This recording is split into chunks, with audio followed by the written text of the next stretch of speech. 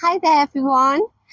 So today I'm going to tell you how I created this chamomile lawn, the one I'm standing on here, and where and how I'm going to create a new piece of chamomile lawn in the side garden.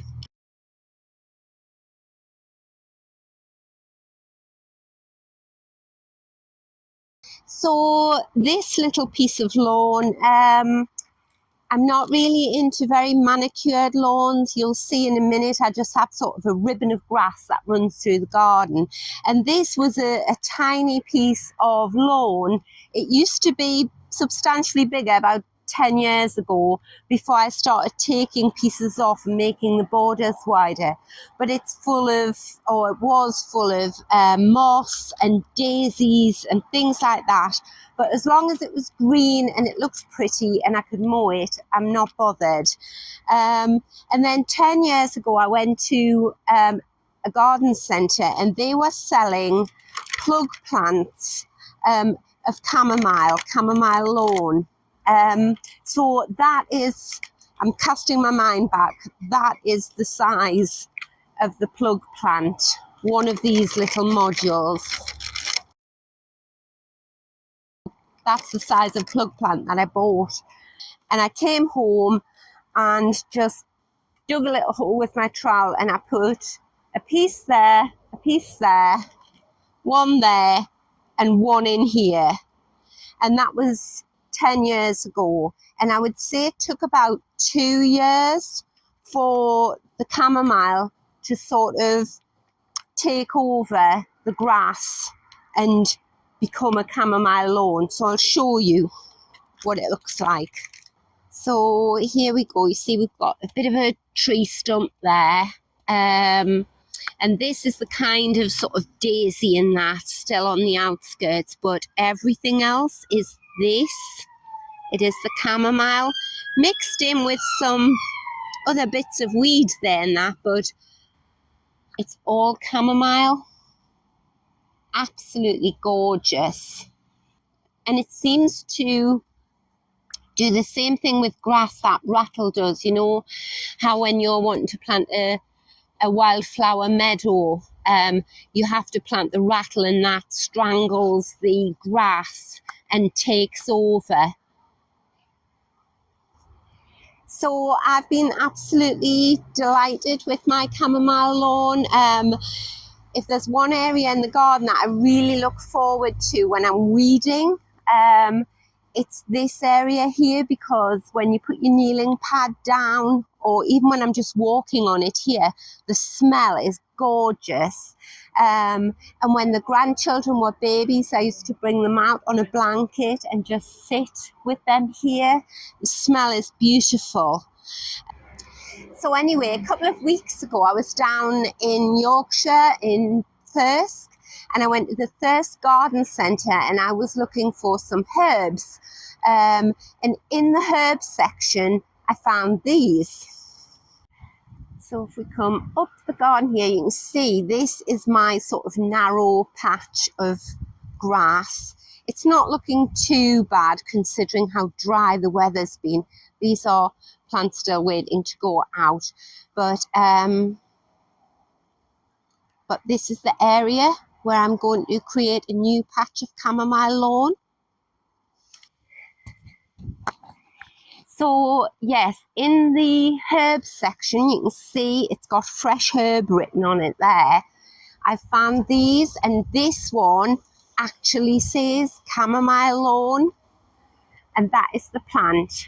And you can see they're lovely and healthy. They've got roots coming out the bottom there. And you can see by its habit, it's sort of spreading out, that this is going to creep along. Now, this chamomile is totally different from the chamomile, the sort of tall white daisy. I'll find a picture of that.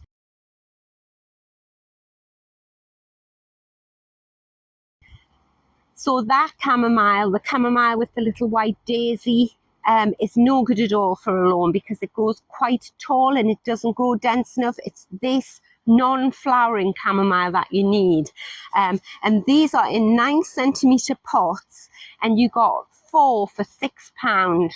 And that's what gave me the idea. I thought, actually, you know, I'd love a piece of chamomile lawn where we sit.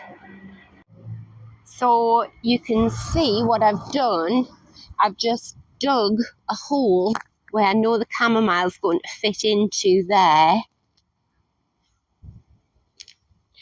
So that's the wedge of turf that I've dug out, and I've kept the soil there. And I've got 4 pieces. Now you may be thinking, that looks really unhealthy.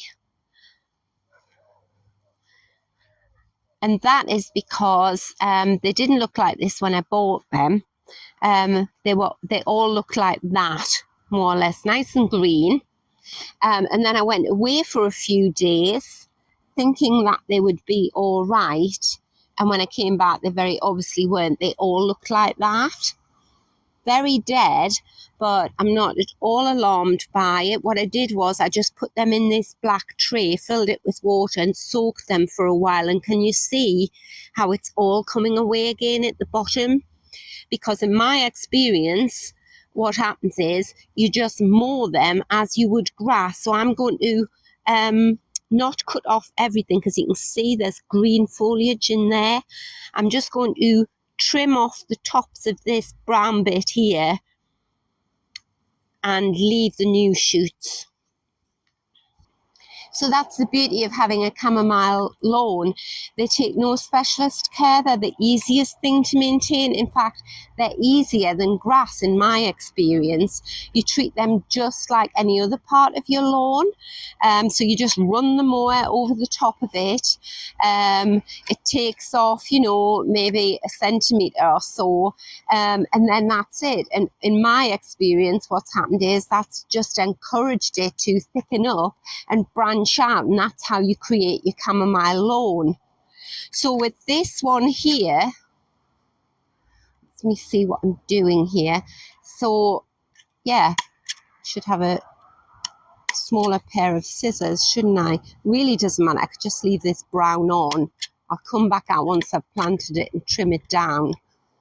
But yeah, I could take the dead off. And you can tell with the green stem, it's nice and healthy there. I'm going to actually take that off there. I'm going to take this bit off here. Because as I say, I could just plant these and then run the mower over them and it would take all the brown off. And if anything, they are far easier to maintain than an actual grass lawn, because they're so low growing, they stay low.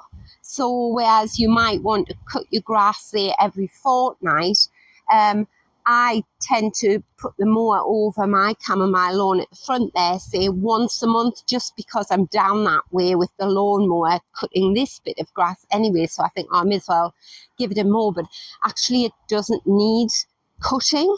And if you do some research on it, as I did, it'll say it's not as tough as grass. So don't put it in high traffic areas. Well, again, in my experience, it doesn't sort of make it go thin or anything like that. It's perfectly fine. And the good thing is, I'm not digging up big patches of my lawn to plant the chamomile lawn. I'm planting it in amongst an established piece of lawn. So it's always going to look green, and all that will happen if this behaves as my front chamomile lawn did. This, in a couple of years, will have taken over all the grass, and we'll be sitting with our feet on a chamomile lawn. So you can see it'll just sort of all interlock. And also, as I said, it's been so unusually dry here in the northeast of England that, you know, the lawns are suffering as well. Lots of people have a hosepipe ban now in the UK. So the grass is the first thing that shows it's thirsty and suffering. So it goes yellow and brown. But then it's the first thing to start recovering as soon as you get a downfall of rain. And and the chamomile has proved to be exactly the same as that. So as I say, that bit there was very like that bit. It was mainly brown, and you can see all the new foliage that's sprung up since I gave it a good soaking in that tray of water. So, right, yes, I've dug down just about so that the plant is on level with the soil there, with the rest of the grass. Tip it out of its pot. It's not root bound, and you can see it's nice and moist. I've watered it. So I've got a gap all the way around, and I'm going to put the soil that I dug out of the space in the first place, I'm going to put that back in just round it. Easy as that. And then when it's in, when they're all in, I'll give them a good water, like a thorough water, and then just let nature take its course.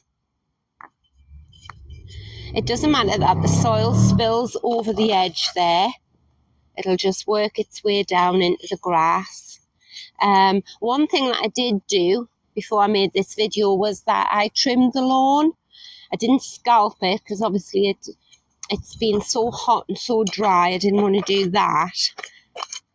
Right, that's it. But it means that with my grass, I've got probably a good 2 weeks before I need to cut the grass again. I'll just see how the chamomile gets on. But then that should be nicely bedded in, so then I can go over the top with the lawnmower. Do the next piece.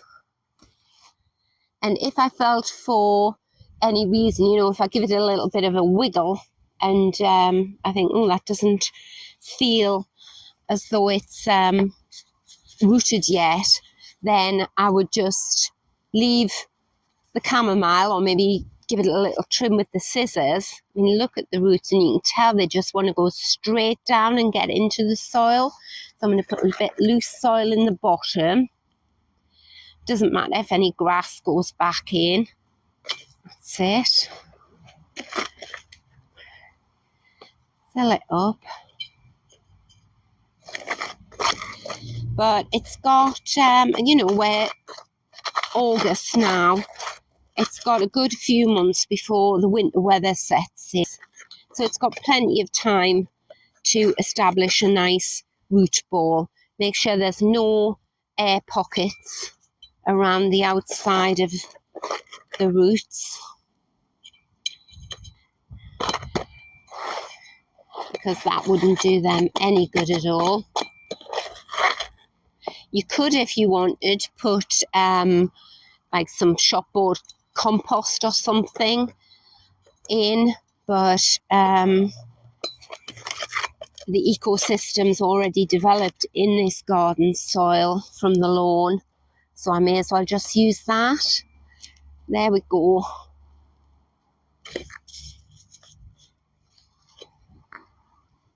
And you can see where I'm trying to develop the lawn.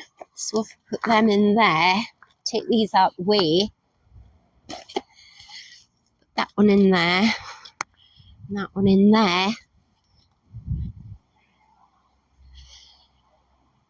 I'm just sort of developing this area here where the seating arrangement is.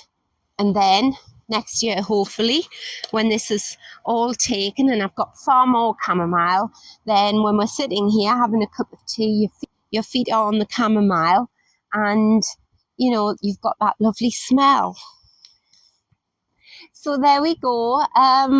If you've been thinking, oh, I could quite fancy a chamomile lawn, then I would just say go for it. Maybe ask at your local garden centre, or maybe you could source them online. So it's chamomile lawn. That's what you're looking for. So thank you so much for watching. I hope you found the video helpful. And I'll see you next time. Bye.